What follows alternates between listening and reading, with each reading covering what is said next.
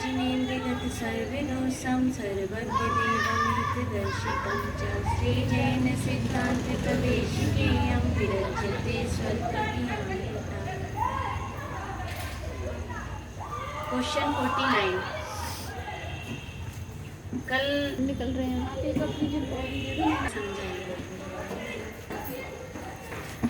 प्रदेशों की हलन चलन रूपी सकंप अवस्था ही योग है।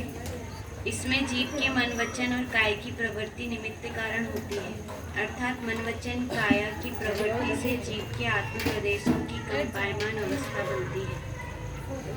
ऐसी कंपायमान अवस्था को प्राप्त आत्मा कर्म रूप परिणमन की योग्यता को प्राप्त कालमान वर्णा को अपनी ओर आकृष्ट करता है, जैसे चुंबक लूह कणों को अपनी ओर आकृष्ट करता है।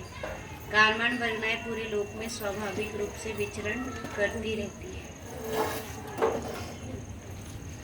ठीक है, कल थोड़ा सा आ गया इसमें कि योग और कषाय और योग जीव कर्म के योग्य पुद्गल को ग्रहण करता है। चलिए देखिए, पहले अपन ने कहे थे कि पुराने क्वेश्चन है, पहले इसका अपन एक एक क्वेश्चन पूछ लेते हैं आपको, सही हाँ गलत ये हो। प्रगति रूप संसार का निमित्त कारण कर्म का बंध और उदय है। तो इसको यदि ऐसा पूछे कि चार गति रूप संसार के परिभ्रमण का कारण कर्म है, तो सही आएगा कि गलत? सही है। और उसमें यदि कह दें, हाँ, उसमें ये कह दें कि चार गति रूप संसार का निमित्त कारण जीव का कोई नहीं है, तो क्या आएगा? संसार परिभ्रमण का कारण, जैसे ऑप्शन दे दिया जाए कि संसार परिभ्रमण का कारण कौन कौन है, तो उसमें कहा गया कि बंध और उदय है, या फिर कह दिया कि कोई नहीं है, या कह दिया जीव ही है, या कह दिया योग ही है, तो क्या आएगा? बंध और उदय। क्योंकि बंध और उदय से क्या हो रहा है? संसार परिभ्रमण हो रहा है। देखो, संसार के परिभ्रमण का कारण तो कर्म का उदय हो रहा है। यहीं पर ये क्वेश्चन आ जाए कि योग के निमित्त से, किसके निमित्त से? योग और कषाय के निमित्त से। किसके? योग और कषाय के निमित्त से क्या होता है कि कर्म का बंध होता है। तो इसमें ये कह दें कि योग और कषाय के निमित्त से संसार में परिभ्रमण होता है, तो सही है या गलत? गलत है, क्योंकि कर्म का बंध होता है। कर्म जो है योग और कषाय के निमित्त से क्या होता है? योग और कषाय के निमित्त से कर्म का बंध होता है, और कर्म के बंध और उदय से क्या होता है? संसार में परिभ्रमण होता है। ठीक है, योग और कषाय के निमित्त से कर्म का बंध होता है, संसार नहीं। क्या आएगा? कर्म का बंध होता है। योग और कषाय के निमित्त से संसार का नहीं, कर्म का बंध होता है, और कर्म के बंध और उदय के निमित्त से क्या होता है? संसार में परिभ्रमण होता है। ठीक है, अब उसके बाद कहा कि संसार में परिभ्रमण साधी मिथ्या दृष्टि जीव को होता है, तो सही है या गलत? किसको होता है? अनादि मिथ्या दृष्टि को। फिर कहा कि नवीन कर्मों के उदय के निमित्त से मोह राग द्वेष भाव कर्म होते हैं, तो सही है या गलत? सही है, क्योंकि नवीन कर्म के उदय से भी क्या होता है? मोह राग द्वेष होते हैं। लेकिन पूर्वबद्ध कर्मों के निमित्त से भी कर्म का क्या होता है? मोह राग द्वेष होते हैं, तो सही है या गलत? सही है। पूर्ववत कर्म के निमित्त से भी क्या होता है?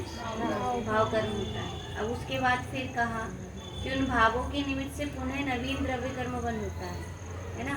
तो ये क्या हो जाएगा? सही।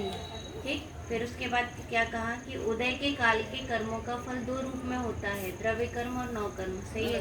भाव कर्म और नौ कर्म के। ठीक, अब बताना है कि संसारी जीव जो है वह द्रव्य कर्म के जाल में फंसा हुआ है, जंजाल में उलझा हुआ है। भाव कर्म के जंजाल में उलझा हुआ है। किस में उलझा हुआ है? नौ कर्म और भाव कर्म के जंजाल में। यदि आपको ऐसे आएगा द्रव्य कर्म, संसारी जीव जो है वो कहाँ उलझा हुआ है? तीनों में। यदि संसारी जीव को ये आया कि द्रव्य कर्म में उलझा हुआ है, भाव कर्म में उलझा हुआ है, नौ कर्म में उलझा हुआ है, कि इन सभी में उलझा हुआ है, तो क्या करोगे आप? सभी में उलझा हुआ है। एक का नाम आया, एक का नाम है गलत तो है। गलत है ना। नहीं एक- मुझे लगा सही गलत में आया। सही गलत में। सही गलत में आया तो यदि इन तीनों का नाम आया, यदि एक का नाम हुआ आया तो गलत आएगा, क्योंकि तीन में उलझा हुआ है। उलझा हुआ है कहने का मतलब क्यों है? क्योंकि उलझा कहकर कहना क्या चाहते हैं कि द्रव्य कर्म से भाव कर्म हो रहा है, भाव कर्म से नवकर्म है, और नवकर्म के संबंध स्थापित करने से फिर से क्या है? भाव कर्म से संसार का परिभ्रमण है, इसलिए गलत। उलझा हुआ शब्द हो तो है ना, और उलझा शब्द नहीं हो कि संसार का कारण द्रव्य कर्म है, तो सही है गलत? सही है, क्योंकि संसार का कारण द्रव्य कर्म है। संसार में कौन है? भाव कर्म और नवकर्म भी किस में आते हैं? संसार में।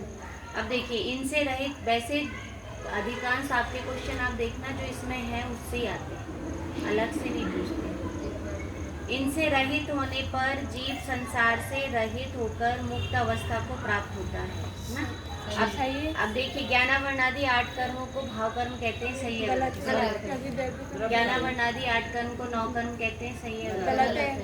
शरीर संयोग आदि जो है भाव कर्म है, सही है गलत?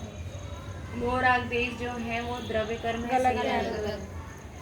जो क्रोध मान आदि भाव है वो नौ कर्म है, सही है गलत? ठीक है, आ जाएगा। तो ये पक्का हो गया आपका। फिर क्या कहा कि नौ कर्म से संबंध स्थापित करने पर, नौ कर्म से संबंध मानने पर द्रव्य कर्म विशेष हो जाता है, सही है गलत? गलत। भाव कर्म विशेष हो जाता है। कौन विशेष हो जाता है? भाव कर्म, जिससे जीव को नवीन बंध कर्म होता है। तो द्रव्य कर्म से नवीन बंध होता है, सही है गलत? द्रव्य कर्म से नवीन बंध होता है क्या? भाव कर्म से नवीन बंध है ना, क्या होता है? भाव कर्म से विशेष संबंध। अब जीव कर्मों के बंध उदय के चक्र में फंसा हुआ है। तो जीव किसके चक्र में फंसा हुआ है? बंध और उदय के चक्र में फंसा हुआ है। ये काय में आ सकता है? लिंगा में। अब देखिए 48, अब किसके निमित्त से? मोह राग द्वेष रूपी परिणामों के निमित्त से।